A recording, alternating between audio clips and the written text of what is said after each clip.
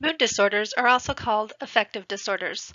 They are pervasive alterations in emotions that are manifested by depression, mania, or both. They interfere with a person's life and can cause long-term sadness, agitation, or elation. People have had mood disorders throughout history.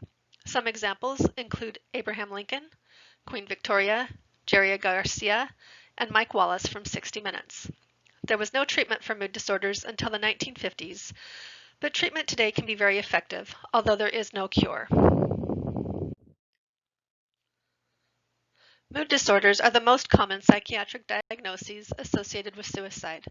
In fact, depression is one of the most important risk factors for suicide. The primary mood disorders are depression and bipolar. With major depressive disorder, the person has a depressed mood or a loss of pleasure in nearly all activities for at least 2 weeks. Symptoms of major depression include changes in sleep and appetite and weight, can be either more or less than the person's normal. They may also experience impaired concentration, decision-making, or problem-solving, and struggle with feelings of worthlessness, hopelessness, guilt, or despair. They may have fatigue or ruminate. About 20% of those with major depression will have delusions and hallucinations, which is referred to as psychotic depression. Bipolar disorder has two types, bipolar 1 and bipolar 2, and it's diagnosed when a person's mood fluctuates to extremes of mania and depression. Bipolar 1 has more mania episodes with some depression, while bipolar 2 has more depression with episodes of hypomania. Mania is a distinct period during which mood is abnormally and persistently elevated, expansive, or irritable, and it typically lasts about a week unless the person is hospitalized and gets treatment sooner. Symptoms of mania include grandiosity, decreased sleep, pressured speech, flight of ideas, distractibility, psychomotor agitation, and engaging in pleasure-seeking or risk-taking activities. Hypomania is a period of abnormally and persistently elevated, expansive, or irritable mood, and some of the other milder symptoms of mania.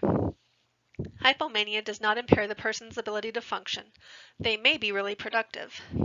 Related disorders include dysthymic disorder, cyclothymic disorder, substance-induced depression, seasonal affective disorder or SAD, postpartum blues, depression or psychosis, premenstrual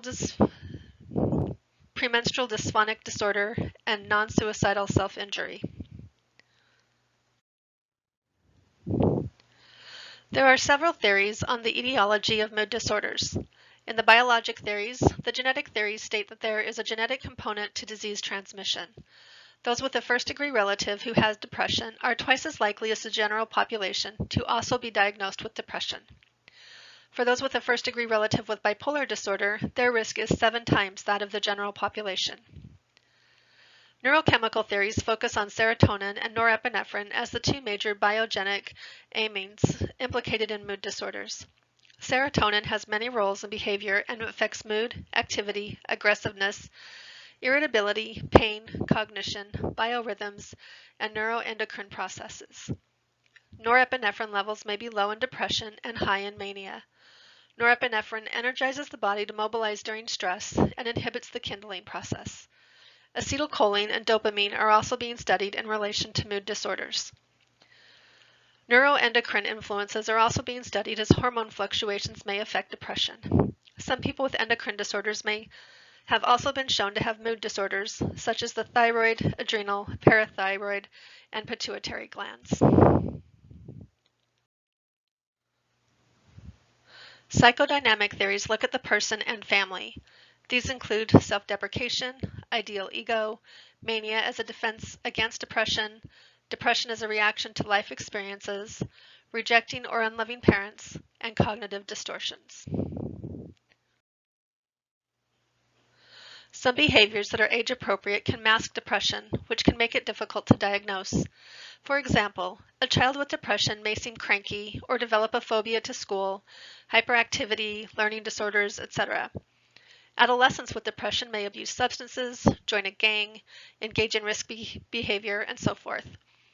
Adults with depression may also abuse substances, develop an eating disorder, become a workaholic, or engage in other compulsive behaviors. Those with depression may also have somatic complaints, although this varies from culture to culture. Major depressive disorder typically requires 2 weeks or more of a sad mood or a lack of interest in life's activities, with at least 4 other symptoms of depression, such as anhedonia, changes in weight, sleep, or energy, and changes in concentration, decision-making, self-esteem, and goals. Major depression is twice as common in women as it is in men, and has a 1.5 to 3 times greater incidence in a first-degree relative. As people age, the incidence of depression decreases for women, but increases for men. Those who are single or divorced have the highest incidence of depression. Untreated depression can last from a few weeks to months or even years, although most will clear in about 6 months. Some people will have a single episode of depression, but 50 to 60% will have a recurrence of depression. About 20% will develop chronic depression. Symptoms can range from mild to severe. Some with severe depression will have psychotic features, about 20%.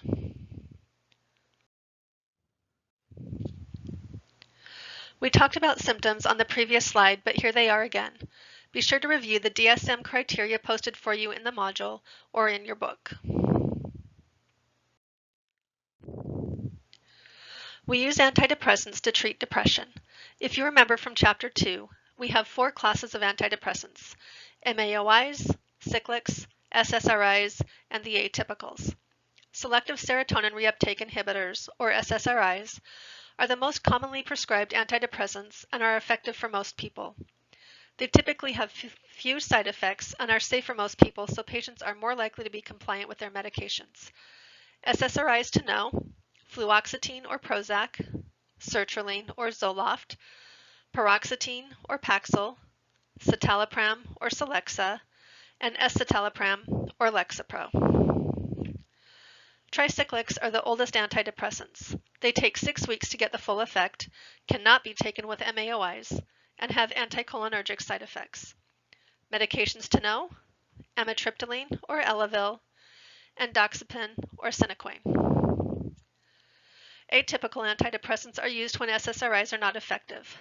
Medications to know: venlafaxine or Effexor, duloxetine or Cymbalta, bupropion or Wellbutrin, and mirtazapine or Remeron. MAOIs are used infrequently due to the side effects and interactions, like hypertensive crisis if they ingest foods with tyramine, or other medications. They take 2 to 4 weeks before the therapeutic level is reached. Only one medication to know for this, and it's phenelzine or Nardil.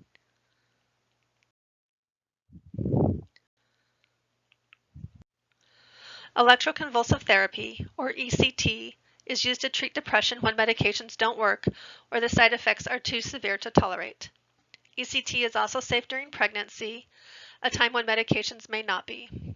ECT is not like it's portrayed in the movies. It's actually pretty anticlimactic. When a patient is going for ECT, they will be NPO after midnight. ECT is usually scheduled first thing in the morning, so you may have to get them up and get them ready early. When they arrive, they'll be put in a bed and an IV will be started. There's a psychiatrist and an anesthesiologist there. ECT can either be unilateral or bilateral, one side of the brain or both. Electrodes will be placed on one side of the head or on both, depending on what the psychiatrist feels would be best for the patient. They'll be given medications to sedate them and help them not remember what happened, along with a muscle relaxant.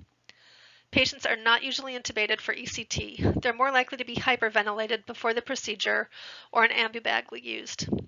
When everything's ready, the psychiatrist will deliver the shock, which induces a seizure. The person does not flail around. Usually all you see is a little twitching, if anything at all. The seizure is short, and the patient is waking up within minutes. They'll be monitored for a while to be sure their gag reflex is returned and their vital signs are stable. Then they're returned to you. On the unit, you must continue to monitor vital signs every 15 minutes for an hour. The patient will probably be tired from the medication and may need to sleep for a while. If they mix breakfast, you'll need to be sure to save them a tray and offer them food. They may have some short-term memory loss or confusion and may complain of some muscle aches. People usually have 12 to 15 treatments of ECT 3 times a week. Some will continue to need ECT as maintenance therapy, and some will be fine and not needed again. There's no limit on how many times a person can have ECT. Places in our area that do ECT are Methodist and St. Vincent. Therapy is also used to treat depression. Most effective treatment is considered to be medication along with therapy. Patients may have interpersonal therapy, behavior therapy, or cognitive therapy. New therapies being looked at include transcranial magnetic stimulation, magnetic seizure therapy, deep brain stimulation, and vagal nerve stimulation. When assessing a patient with depression, you need to get a history from the patient. Keep in mind that depression can be exhausting and the patient may have trouble focusing on what you're saying and formulating a response. Be patient and don't try to rush them. Ask about previous episodes of depression and what treatment they have had. Ask about any family history of mental illness, including suicide attempts or completions. How does the patient appear? Those with depression will frequently look sad and slouch, not making any eye contact with you. Movements and thoughts may be slow. The patient may appear unkempt and unable to perform their ADLs. Mood may be described as hopeless, helpless, anxious, etc. They may feel like they're a burden to their family or that their family may be better off without them. Affect may be sad, depressed, blunted, or flat.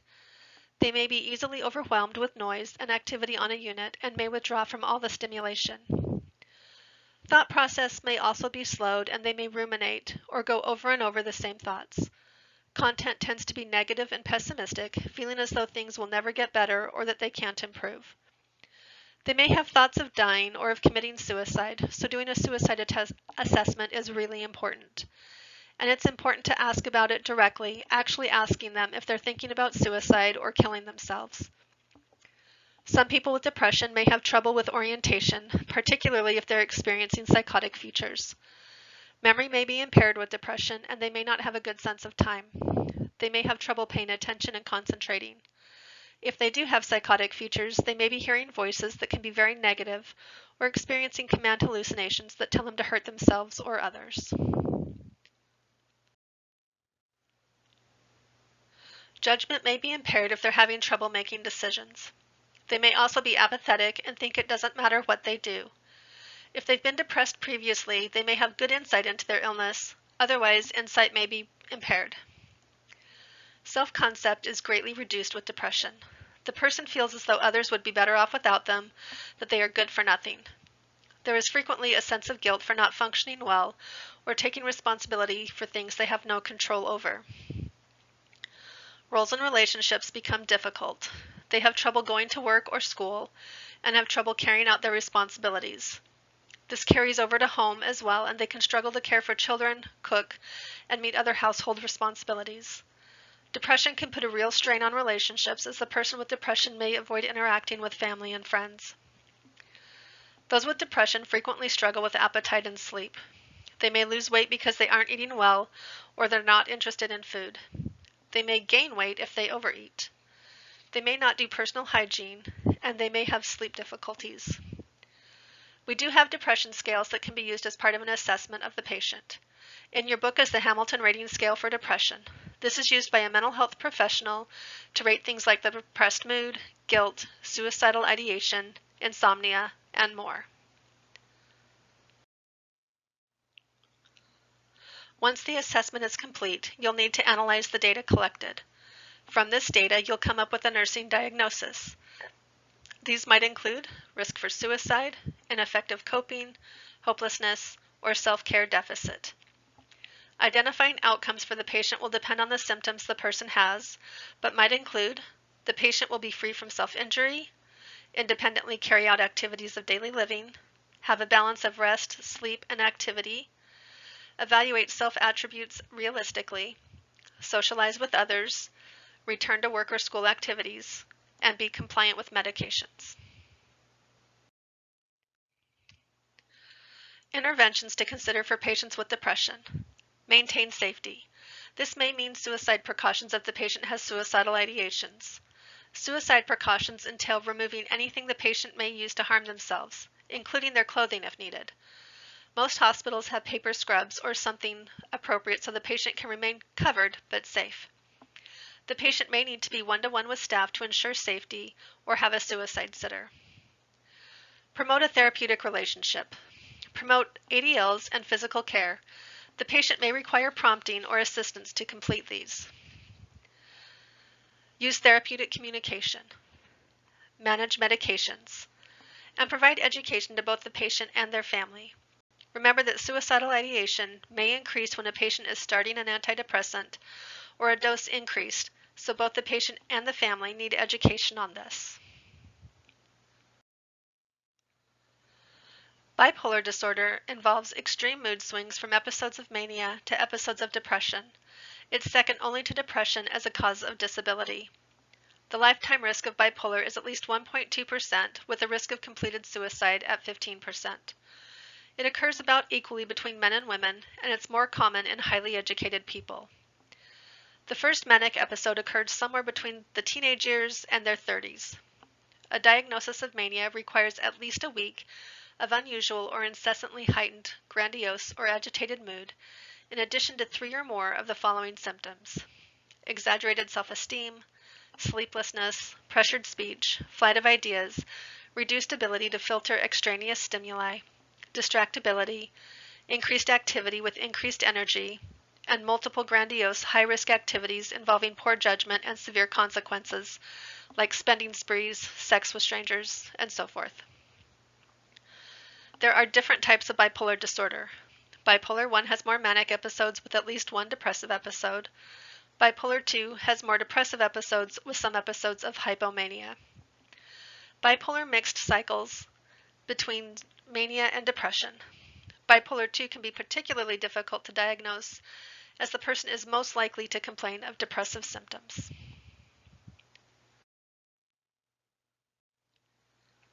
Bipolar is treated with medications.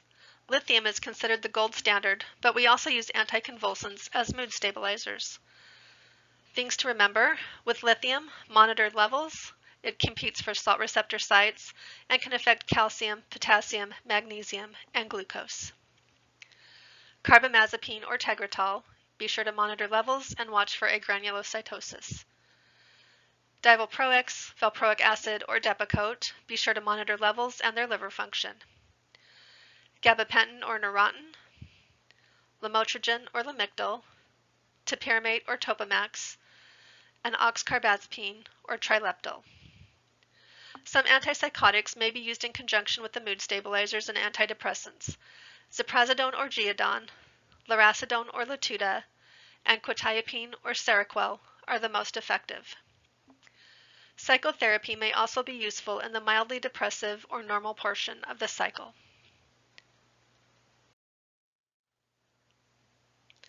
If the patient is manic, it will be very difficult to get a history from them.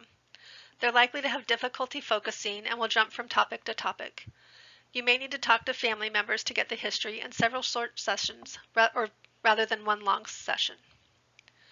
When manic patients have a hard time holding still, they're likely to move around a lot and experience psychomotor agitation. Speech is likely to be fast and pressured. Clothing may be brightly colored and flamboyant.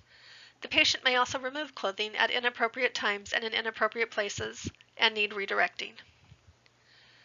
Mood tends to be euphoric and grandiose. Affect may be very labile, with the patient ranging from lively to tearful. Thought process and content tend to be confused with racing thoughts and flight of ideas. The patient may not be able to communicate in ways that others understand. The patient may be oriented to person and place, but usually not to time. Intellectual functioning is generally difficult to assess, as the patient has trouble concentrating and answering questions, or they claim to have abilities they don't actually have. If they're also psychotic, they may hallucinate. Judgment and insight are impaired during mania. They're impulsive and act before thinking about the action. They don't see their behavior as a problem. They can be easily angered and strike out at others. They have an inflated sense of self-concept and think they can do anything. Those with mania have a hard time fulfilling their roles. They have trouble at work or school, if they even go. They're too distracted to pay attention to their children or ADLs. They'll likely start several projects but be unable to complete them. They like to socialize but don't recognize their inappropriate behavior. Patients with mania can go days without sleep or food. They may not see the need for personal hygiene because they're too busy and have other things to do. They may not understand the risks of certain activities and can injure themselves. Once you have gathered your data, you'll formulate a nursing diagnosis. Some to consider include risk for injury, imbalanced nutrition less than body requirements, noncompliance, self-care deficit, and disturbed sleep pattern. Outcomes may include the patient will not injure self or others, the patient will establish a balance of sleep, rest, and activity, the patient will establish adequate nutrition, hydration, and elimination, the patient will engage in self-care activities, and the patient will engage in socially appropriate activities. Interventions can include providing for safety, meeting physiologic needs, providing therapeutic communication, promoting appropriate behaviors, managing medications, and providing both the patient and family with teaching. Suicide is the intentional act of killing oneself. Women are 4 times more likely to attempt suicide, but men are more likely to complete suicide. Men choose more lethal methods. They tend to shoot themselves or hang themselves, while women tend to overdose or cut. Psychiatric disorders are at an increased risk for suicide, and they include depression, bipolar, schizophrenia, substance abuse, PTSD, and borderline personality. Suicidal ideation is thinking about killing oneself. Suicidal ideation can be either active or passive. Active suicidal ideation is when the person thinks about and seeks ways to commit suicide, while passive ideation is when the person wants to die or wishes they were dead, but has no actual plan. It's a difference of, I want to go home and kill myself by overdosing on my medication, when compared to, I wish I could go to sleep and not wake up. Suicide involves some ambivalence. See box 17.2 in your book. It has myths and facts about suicide. When doing a suicide assessment, be sure to ask about personal and family history, as both increase the chance of the person attempting. The person is at greatest risk during the first 2 years after an attempt, particularly the first 3 months. There are warnings of suicidal intent, and there may be statements of intent. Direct statements such as, I'm going to kill myself. Indirect statements such as, I want to end it all, both indicate suicidal ideation. The person may engage in risky behaviors such as speeding or driving recklessly. A lethality assessment looks at the lethality of the person's plan. Check to see if the patient has a plan to kill themselves. If so, what is the plan and is it specific? Do they have the means to carry out the plan? For example, if they want to shoot themselves, do they have access to a gun? Finally, if they carry out the plan, is it likely to be lethal? Have they made any plans for death, such as giving away prized possessions or writing a suicide note? Outcomes for a suicidal patient include keeping the patient safe from harming themselves and others. We want to help them develop coping skills that don't involve self-harm. This may involve a no suicide contract, making a list of positive attributes, getting adequate sleep and nutrition, and so forth. Interventions can include an authoritative role to help keep the patient safe, providing a safe environment, which can include a contraband search, and helping the patient create a support system list so they know who they can call before they're in a crisis situation. Suicide can feel like the ultimate rejection for family and friends, that their help wasn't good enough or that the person didn't care how they would feel. Family and friends may feel guilty for not knowing the person felt suicidal and not picking up on signs that they felt that way. Family and friends will need to go through the grieving process and will have a lot of feelings about the suicide, like guilt, shame, anger, and sadness. Other family members may complete suicide, feeling that they now have permission to do so. Families can disintegrate after a suicide.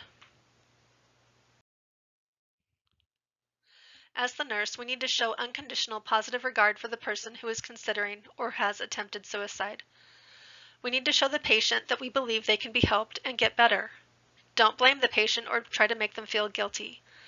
Remain non-judgmental with your tone of voice, facial expressions, and body language. Be aware that no matter what we do, some patients will still complete suicide. Make sure you have the resources available to you to help you cope with the feelings that you may experience. There are legal and ethical considerations surrounding suicide, particularly assisted suicide. Oregon was the first state to make assisted suicide legal, but know that there are safeguards to protect people. Oregon's law is called the Death with Dignity Act, and it allows a person to self-administer physician-prescribed medication with the intent to end one's life. There are 4 requirements. The person must be at least 18 years old, they must be an Oregon resident, they must be capable and able to communicate healthcare decisions, and they must be diagnosed with a terminal illness that can lead to death within 6 months.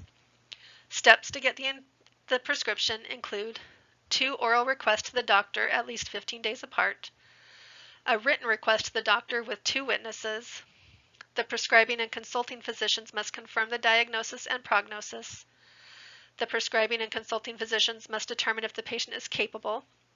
If either physician feels the patient is impaired, then the patient will be referred for a psychological exam. The prescribing physician must inform the patient of feasible alternatives, and the prescribing physician must request that the patient notify their next of kin. Ethical considerations come from those who feel that people should be able to decide how to end their own life if they are terminally ill, and those who feel suicide is against humanity and religion. There are also groups who want the laws to change to allow healthcare professionals and family members to assist with suicide for the terminally ill. As a nurse, we may need to provide care to terminally or chronically ill people. It's our job to provide supportive care to our patients and their family as they work through the difficult decisions they may face surrounding end-of-life care or discontinuing life support. Depression is common among the elderly, and there's an increase when they're medically ill. The elderly have psychotic features with depression more often than younger people do, and they have an increased intolerance to the side effects of antidepressants. ECT is used more frequently with the elderly as they respond to it more quickly than they do the medications. The elderly also have an increased risk of suicide, so rapid treatment may be needed. Nurses are frequently the first healthcare providers to recognize symptoms of mood disorders. Family members may report symptoms of withdrawal from activities, trouble eating or sleeping, complaints of being tired all the time, or sadness. They may also mention periods of euphoria, excessive spending, or the person changing clothing styles to loud clothing or brightly colored. Documenting and reporting these behaviors can help the patient get treatment. This is particularly important as it's estimated that up to 40% of those with a mood disorder don't get treatment for it. Those with depression can be successfully treated in the community by a variety of providers, such as the psychiatrist, advanced practice nurse, or their PCP. Those with bipolar, however, will need to see a psychiatrist or a psychiatric advanced practice nurse for effective treatment. Mental health promotion includes education to address the stressors that contribute to depression, particularly in women. These programs work on increasing self-esteem and decreasing loneliness and hopelessness. There are also efforts to improve the treatment of depression in the primary care setting through screenings, diagnosis in the primary care setting, and using evidence-based protocols for treatment. In the adolescent population, prevention and early treatment are particularly important as suicide is a leading cause of death for this group. Screenings for the early detection of risk factors can lead to referrals and early interventions. Risk factors include family strife, parental alcoholism or mental illness, a history of fighting, and access to weapons in the home. Bullying and cyberbullying also need to be monitored by parents, family, and schools to help decrease victimization and to help prevent suicide. Nurses who work with those with depression may empathize with the patients and feel sad themselves. Be sure to monitor your own feelings and maintain a therapeutic relationship with your patients.